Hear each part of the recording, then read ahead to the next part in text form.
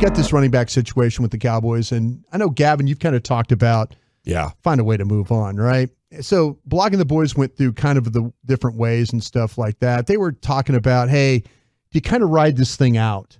You just go ahead and ride it out. I'm not talking about, like at least through this year, riding it out, because they're talking about that. They brought up about the wear and tear that you're starting to see with Elliott, but they're also giving him a little bit of a break because of the knee, the partially torn PCL back in week 4, because they were talking about, after the first 4 weeks of action last year, Elliott was starting to look like his old self.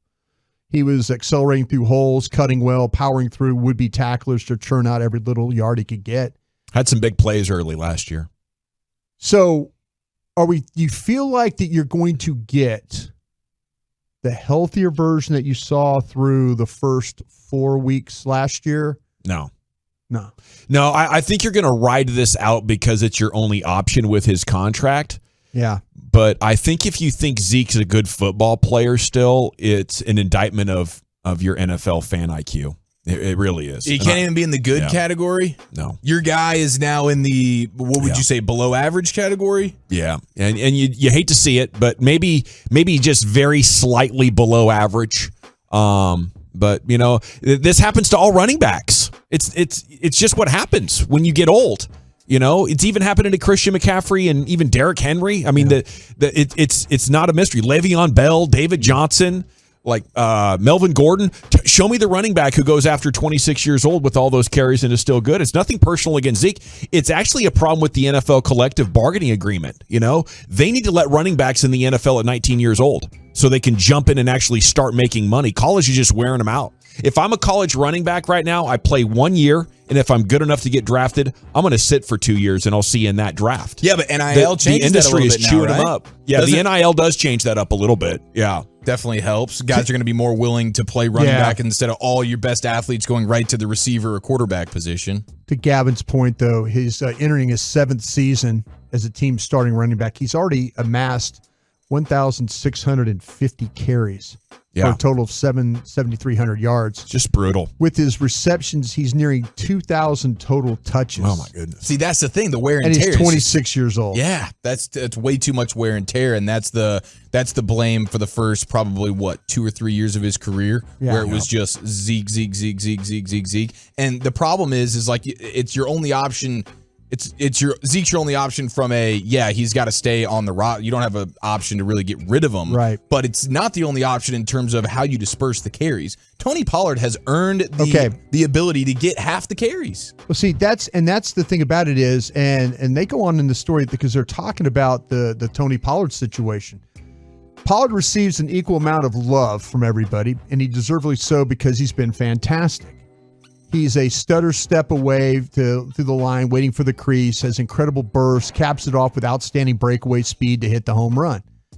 He generates a lot of speed. He uses that momentum to go forward for extra yards. For someone not as nearly as thick as Elliott, Pollard surprisingly grinds out a lot of extra yards after contact. His efficiency is night and day different than what Elliott is producing. Okay, that they see that. We see that. Why doesn't the coaching staff see that?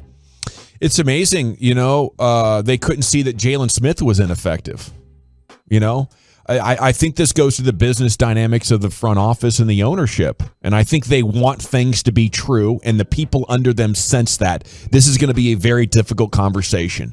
You're going to go talk Jerry into the fact that he's got to take his number one TV star off the show? Yeah. You're just not going to do things like that. Mm-hmm. Dan Quinn came in and shook some sense into everybody regarding Jalen Smith. But so far, none of these coaches have the balls or the skills to manage up to go tell the Joneses that Zeke is hurting them. Maybe their running game wasn't broken. Maybe the offensive line isn't horrible. Zeke just could not get the job done. That's what the Tony Pollard stats actually tell you. Yeah, because here's my favorite. You have the yards per carry just last year. Zeke's 4.2 yards per carry.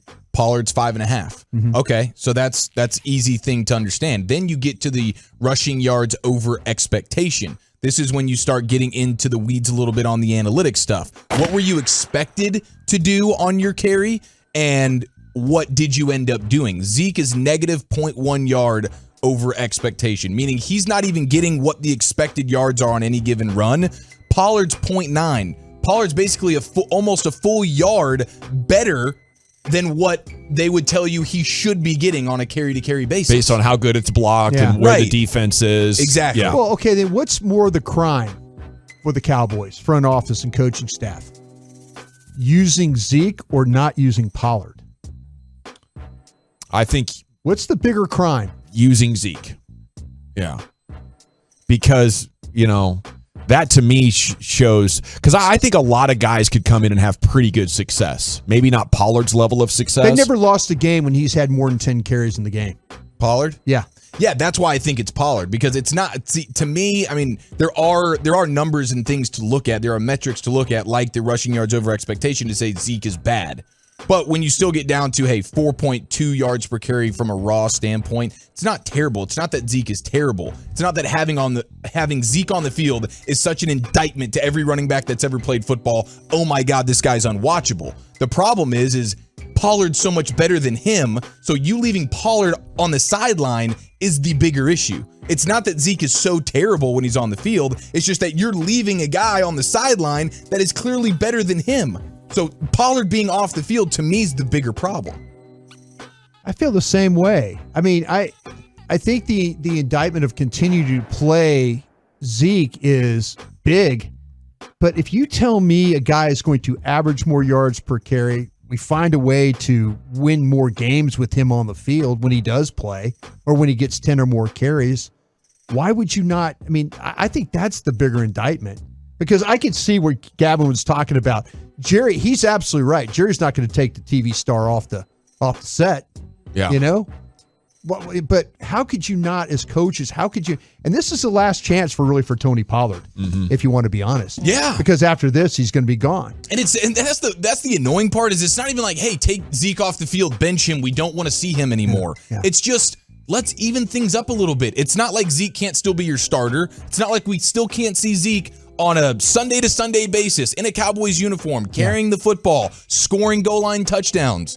But give us more. It's maddening. It is maddening, and I guess it goes to the front office, but your coaching staff, I guess, doesn't have the balls to put up a fight, or they're too dumb to see it. And I just can't fathom that they're too dumb to see it. Either way, it's not good, but I think leaving Zeke in there underscores one of the major fundamental problems with the organization, which is taking away the business of football from winning games. Yeah. And, it's something they really got to take a look in the mirror on. All right, it is a fart storm, if you ask me, Brian. My bad.